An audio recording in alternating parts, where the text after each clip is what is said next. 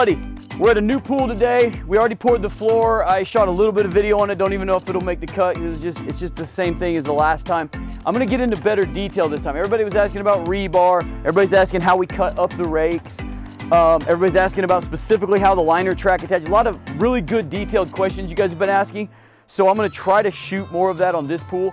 One thing this pool has that the last one, the vinyl, this is another vinyl liner. This is not one of our monopours, obviously.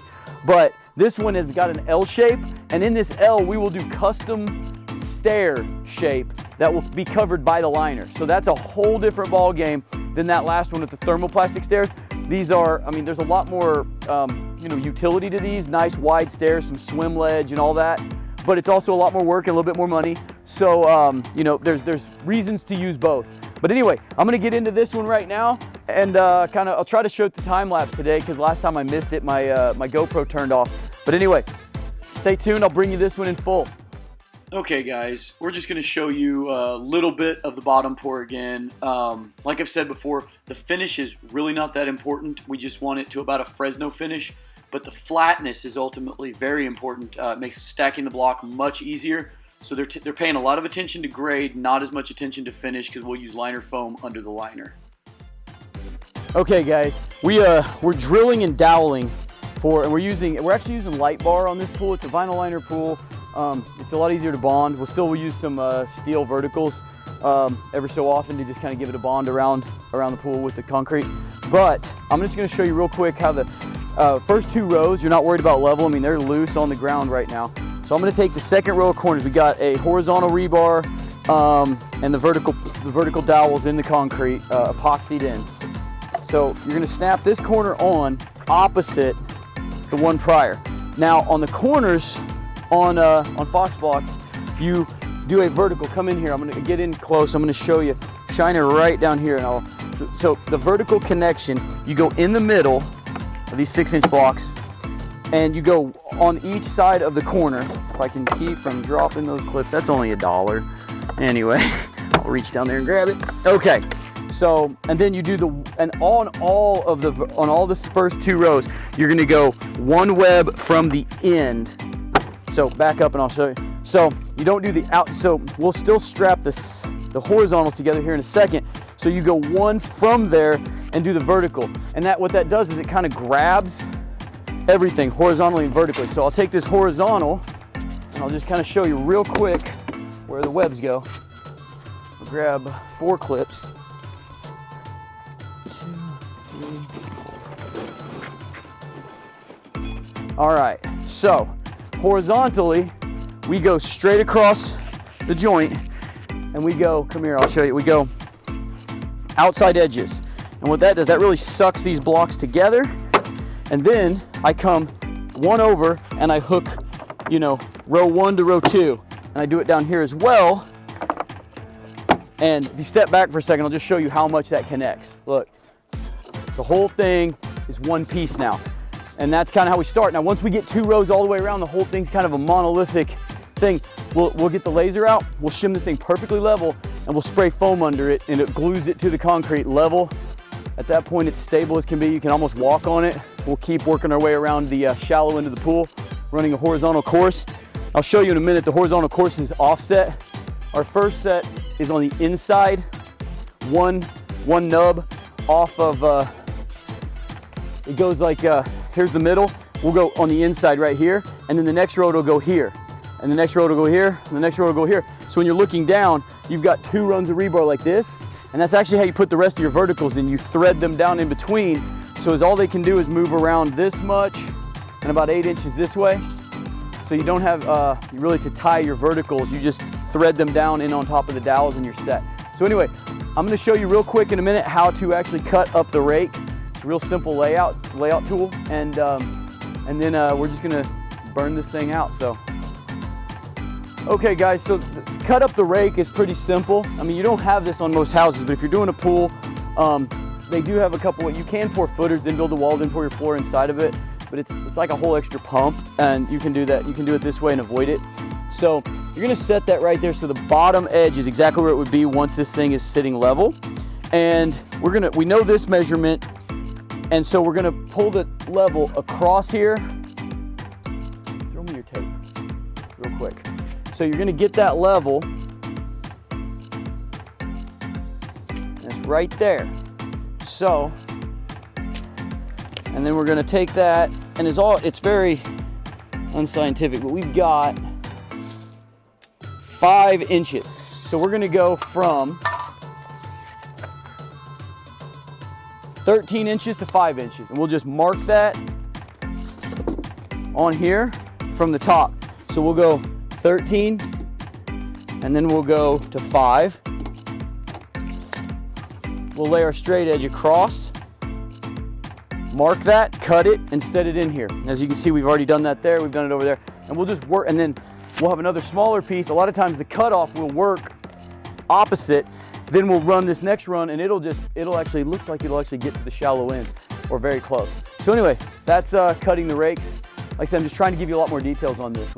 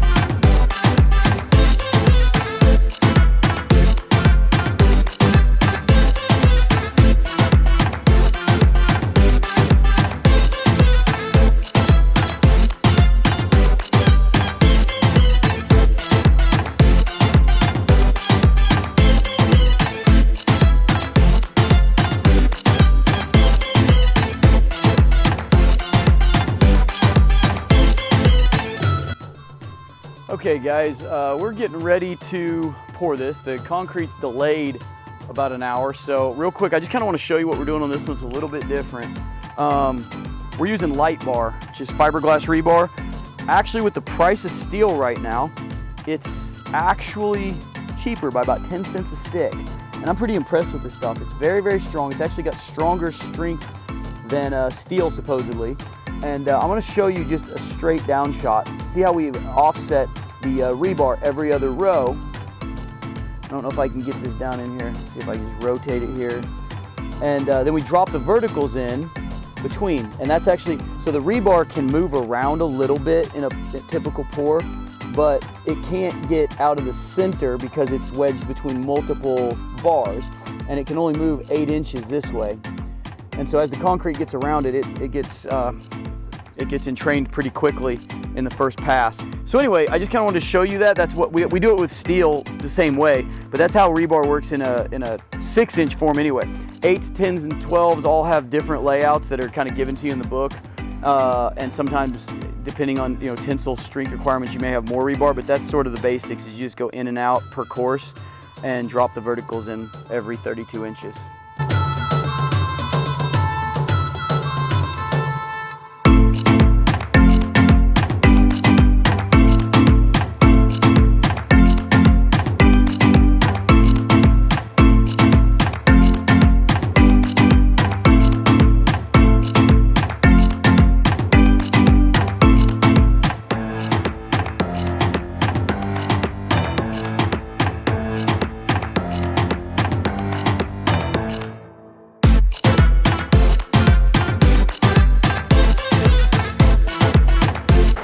All right, guys, just finishing up this pour. We just did it in 2 passes. Just an ICF Vinyl Liner, so not a mono. It's really easy.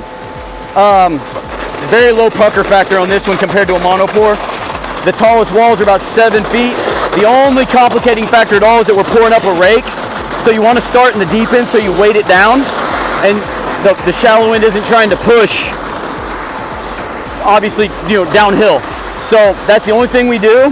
That's different than doing a house on flat footings. Very easy. And we're about there. All right. I'm just going to kick that out. And we are done. The boys are going to screed it off. And I'll show you how we straighten up the walls at the end with the zuckles and a string line.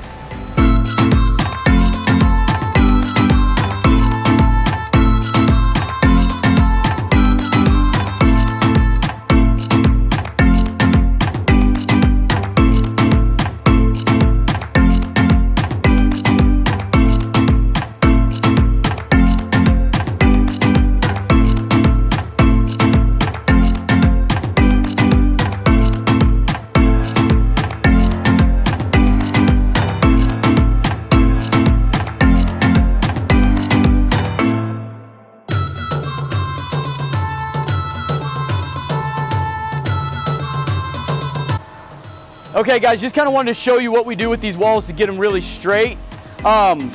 We like to bow them in a little ways. You can straighten them the other way too, but if they're bowed out, when you're pulling on these with our zuckles, you're just pulling against the tension of the screws. When you're pushing against all these 2x4 whalers. You just have a lot more force when you're pushing out than pulling in.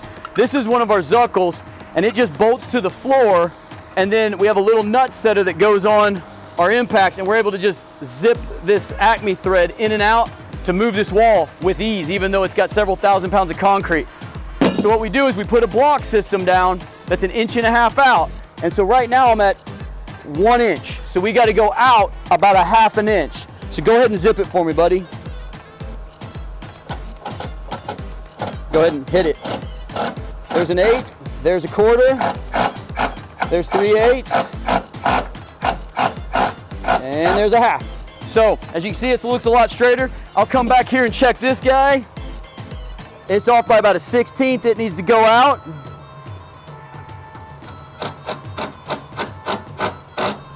There she is. Okay, we'll check this other one. The ones in the corners don't move much. This one's on. So now you can see it's straight. That's all we do. On a house or anything, we just zip around and do that. You got plenty of time after the pour to do that, and then it's perfect. If you try to do it beforehand and you can get it close, but it'll buck around a little while you're pouring, and you don't really want it out. You don't want to be, banking on this to hold you up. It's way easier if it's leaning on it just a little bit. Like I said, it's great if it's straight, but we like to just give it a little bit of bow in on all of our walls to put the tension on the braces. That's this phase, guys. The next thing we'll do, because we didn't have the coping to pour today because the aluminum is back ordered, we'll put the cantilever track on. We'll get everything stripped off. We'll backfill, do the backfill part of the way up. We'll do the plumbing, and I'm gonna do this video in multiple stages. The last liner I did was the whole pool. I'm gonna do more details in a few videos. So that's what's coming up after this video. Is I'll show you the plumbing in detail. I'll show you the liner in detail as opposed to just glossing over everything. So stay tuned. We'll be back at it.